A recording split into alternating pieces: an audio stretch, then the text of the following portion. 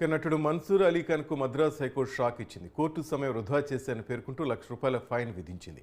నటి త్రిషను ఉద్దేశించి అనుచిత వ్యాఖ్యలు చేసిన వ్యవహారం వివాదాస్పద వ్యాఖ్యలు చేసి వార్తలు నిలిచారు. అయితే తాను మాట్లాడిన వీడియో క్లిప్పింగ్స్ను ఎడిట్ చేసి ప్రసారం చేసి తన పరువు ప్రతిష్టలకు భంగం కలిగించారని, అందువల్ల హీరోయిన్లు త్రిష, ఖుష్బూ, హీరో చిరంజీవిపై తలా ₹1,00,00,000 చొప్పున నష్టపరిహారం చెల్లించాలని ఆదేశించాలని కోరుతూ కోర్టులో మన్సూర్ అలీ ఖాన్ పరువు నష్టం దావా వేశారు. అయితే ఈ పిటిషన్ విచారణకు స్వీకరించిన హైకోర్టు ఈ వ్యవహారంలో ముందుగా త్రిష పిటిషన్ దాఖలు చేయాల్సిందని ఈ నెల 22వ తేదీకి వాయిదా వేసింది. ఈ నేపథ్యంలో ఈ పిటిషన్పై న్యాయమూర్తి జస్టిస్ జయచంద్రన్ మరోసారి విచారణ జరిపి కోర్టు సమయాన్ని వృధా చేసినందుకు నటుడు మన్సూర్ అలీ ఖాన్కు ₹1,00,000 ఫైన్ విధిస్తూ ఆయన పిటిషన్ తోసిపుచ్చారు.